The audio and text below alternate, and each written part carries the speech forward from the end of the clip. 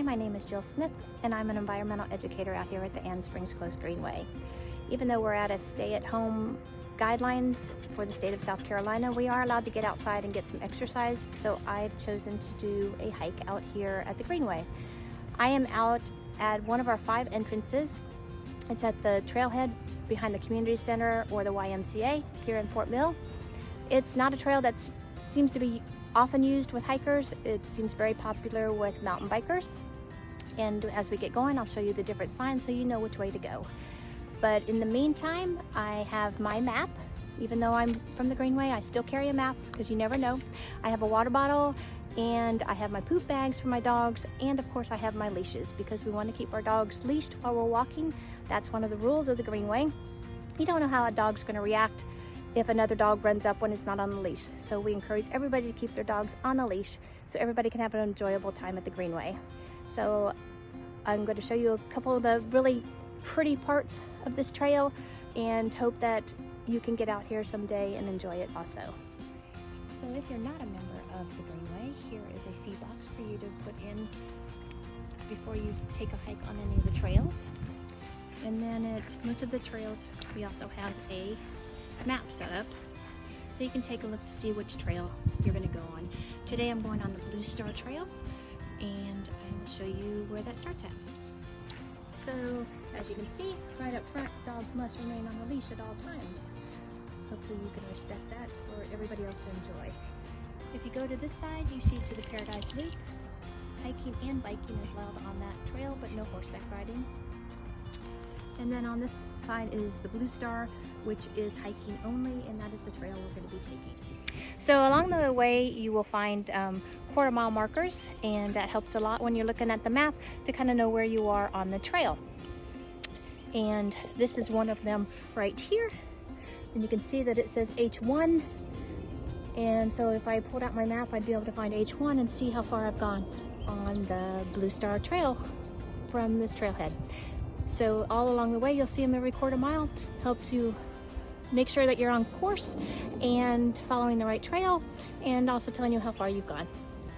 So coming down the Blue Star, we've come to a fork in the road, and I just want to show you the difference. If you looked this way, you can tell that it says Paradise Loop, and it's a hiking and biking trail.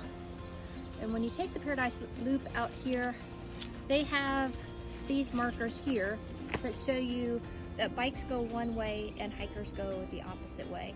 And the reason why they do that is as you're hiking, you don't have to worry about a bicycler coming up behind you, and you can see them coming. So they change this probably every month or so, so they get a different route when they're out here biking or hiking. But just pay attention to that when you come out and do the Paradise Loop or any of the other trails that have mountain biking on it. Please just make sure that you are hiking the correct way. And again, we've come to a fork. If you look that way, it's Paradise Loop. You can see the marker that says which way to hike or to bike. And we are going to go this way on the Blue Star. So behind me you will see a very hairy vine. That is called poison ivy.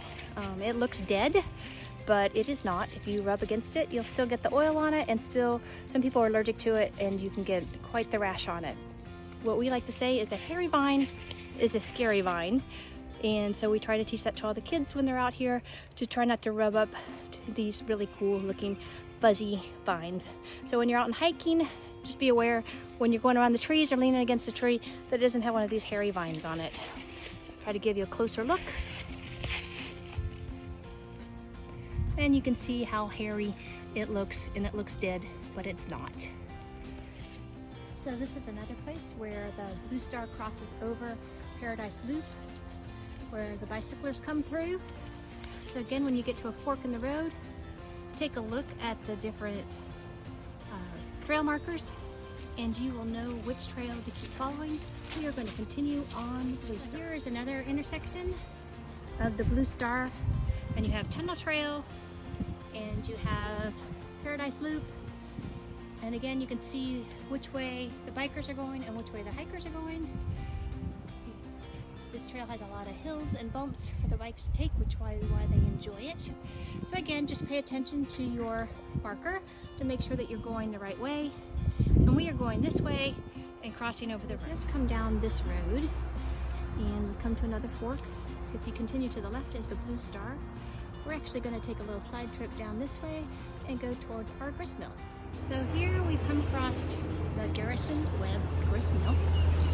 Now this mill is a replica of a mill that was down here back in the 1800s. I can get down here without my dogs pulling me down. And we have this here on the greenway so people can see one of the reasons why this area is called Fort Mill, because of the grist mill that we have up here. So the water used to run through this gully here, and this is another replica of where the water would come through and it would get the wheel going, which was how they churned the wheat and the corn into flour. So this is our replica of our grist mill. Again, it's just off of the Blue Star Trail. It's kind of neat to stop by and take a look at it.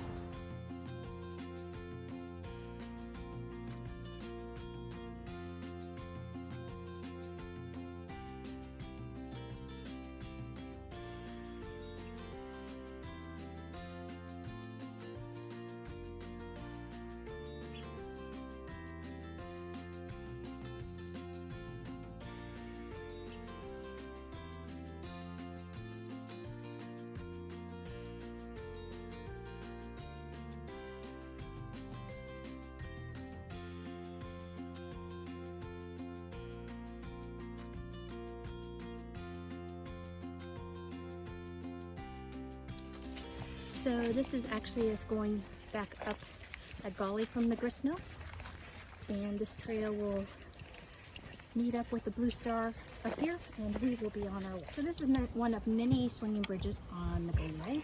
They're pretty cool to go across. The dogs are not so sure, but it's kind of cool to get out here and all of a sudden come across some of these bridges across the waterway.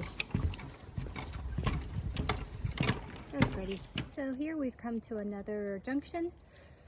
Here you have the Blue Star, and if you go over to here, you can see that it says South Steel Creek, and this is a hike-only trail, so no horseback riding or biking is allowed on this trail. But we are going to go this way and continue on the Blue Star across another one of our great swinging bridges. So we have another junction here. We've come across the bridge, and you can continue down that way, or you can go up the trail that way.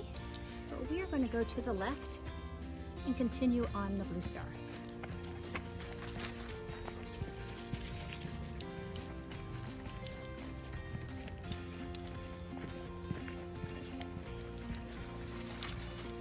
So the Blue Star Trail continues along the train trestle, which is pretty cool.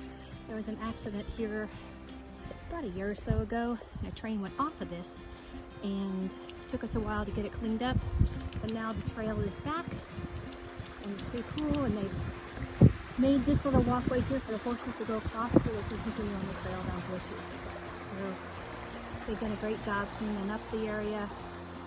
It's just kind of cool to see the train come across here and the water running through. And here we get to go across the third swinging bridge on this trail so far. Girls have become masters at it. So we are going to turn around at this area. This is where the Blue Star comes up and joins with Steel Creek. Steel Creek Trail goes on down to the creek, which then you can take a trail up to the Nature Center, or you can continue on the Blue Star, which will take you out by the dairy barn. And again, you can continue on that up to the Nature Center. But we are turning around here. The Blue Star Trail is about 8 miles, and we're just doing about half of it today. Thanks for joining me out here on the Blue Star Trail at the Ann Springs Close Greenway. We do have 40 miles of trails for you to explore out here, so we hope that you can get out here someday soon and get your selfie outside. Have a great day.